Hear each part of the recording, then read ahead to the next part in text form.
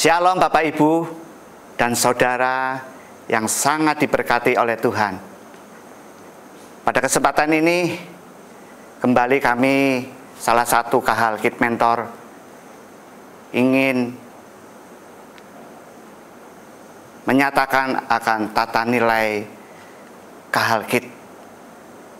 Ya, apa itu tata nilai? Yang lalu saya sudah menyampaikan tata nilai itu adalah nilai-nilai yang ingin diajarkan dan kita doakan supaya nilai-nilai tersebut, norma-norma tersebut, kaidah-kaidah tersebut boleh ada menjadi gaya hidup, menjadi kehidupan dari Kahalkit, menjadi kehidupan bagi putra-putri Bapak Ibu sekalian. Yang lalu saya sudah sampaikan bahwa tata nilai Kahalkit ini kalau disingkat menjadi in Christ. Ada 8 huruf dan ya, huruf yang pertama kemarin saya sudah terangkan. Kita mau kali ini memasuki tata nilai yang kedua, yaitu huruf yang kedua, N. Di dalam in Christ ini masuk huruf yang kedua, N, yaitu new creation, menjadi ciptaan yang baru. Ini yang kami sebagai Kahalkit Mentor tanamkan, bahwa sebagai anak-anak Tuhan di dalam Kristus, Kahalkit adalah menjadi ciptaan baru. Bapak Ibu, kita semua yang ada di dalam Kristus adalah ciptaan baru. Ini pernyataan Tuhan sendiri di dalam 2 Korintus 5 ayat 17. Mari kita baca. 2 Korintus 5 ayat yang ke-17. Demikian bunyi firman Tuhan. Jadi siapa yang ada di dalam Kristus, yang ada di dalam Kristus dikatakan, ia adalah ciptaan baru. Haleluya.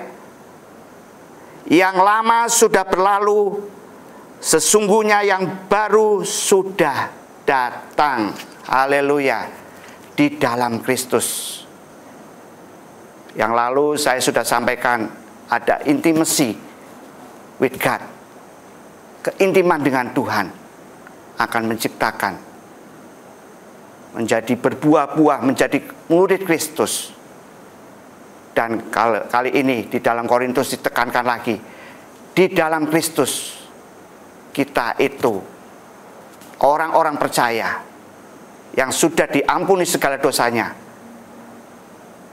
Tuhan menciptakan ciptaan yang baru, menjadi ciptaan yang baru di dalam Kristus.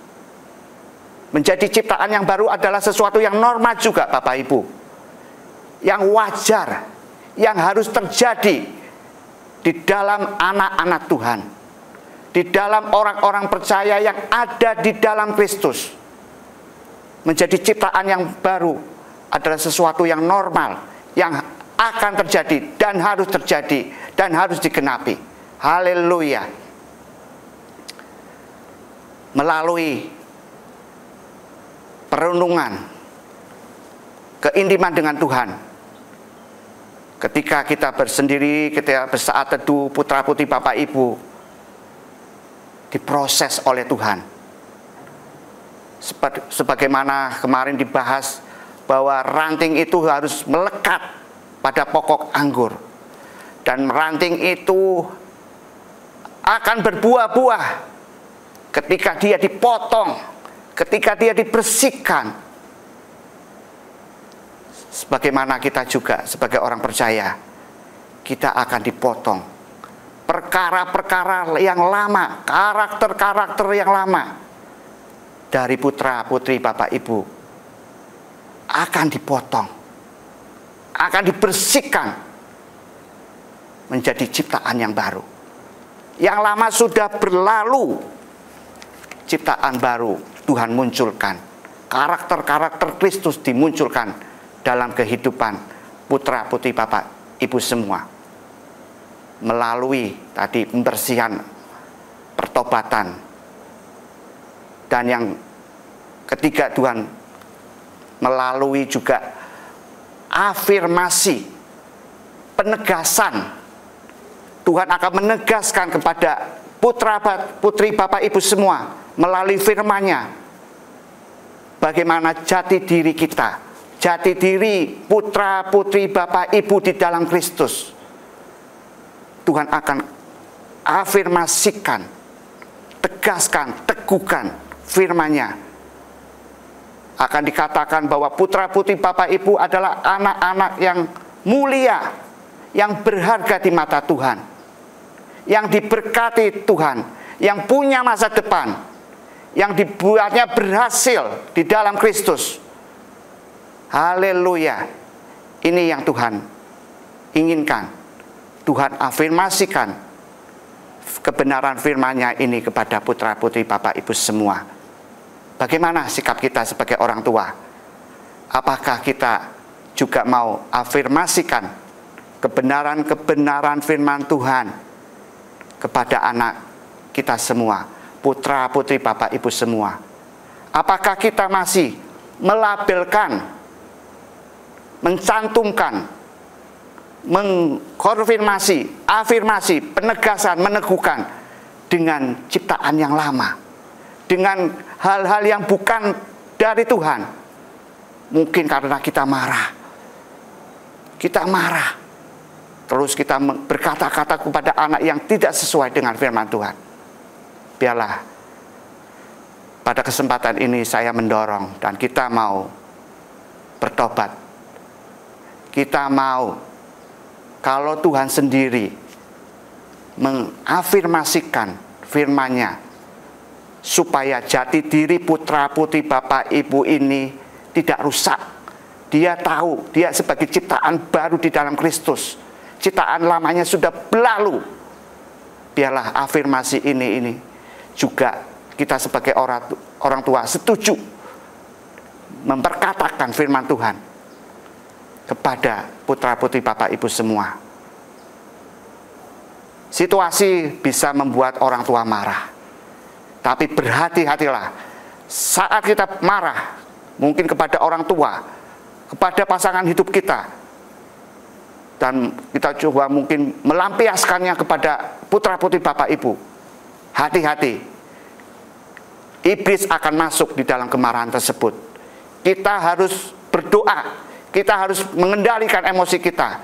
Jangan sampai ada perkataan-perkataan yang melukai putra-putri Bapak Ibu semua. Dan juga bisa mengafirmasikan, meneguhkan, menegaskan kembali sifat-sifat karakter yang lama, yang tidak sesuai dengan Alkitab, yang coba Tuhan dilawan oleh iblis, dirusak melalui kemarahan Bapak Ibu semua. Biarlah pada kesempatan ini kita mau melangkah. Boleh sekarang, kalau Tuhan berkata bahwa putra-putri Bapak Ibu yang ada di dalam Kristus adalah ciptaan yang baru, yang lama sudah berlalu, dan Tuhan afirmasikan firman-Nya supaya jati diri putra-putri Bapak Ibu ini tetap teguh di dalam Tuhan, tetap percaya diri dan melihat kebenaran bagaimana dirinya itu sangat berharga dan mulia di mata Tuhan. Kita bisa pakai ayat-ayat firman Tuhan sebagaimana di Yesaya 43 ayat 4 dikatakan bahwa kita berharga dan mulia di mata Tuhan. Ada banyak ayat-ayat Alkitab yang Bapak Ibu bisa sampaikan untuk melabelkan, mengafirmasikan, menegaskan, meneguhkan putra-putri Bapak Ibu sebagai ciptaan yang baru. Haleluya. Tuhan Yesus memberkati kita semua. Amin.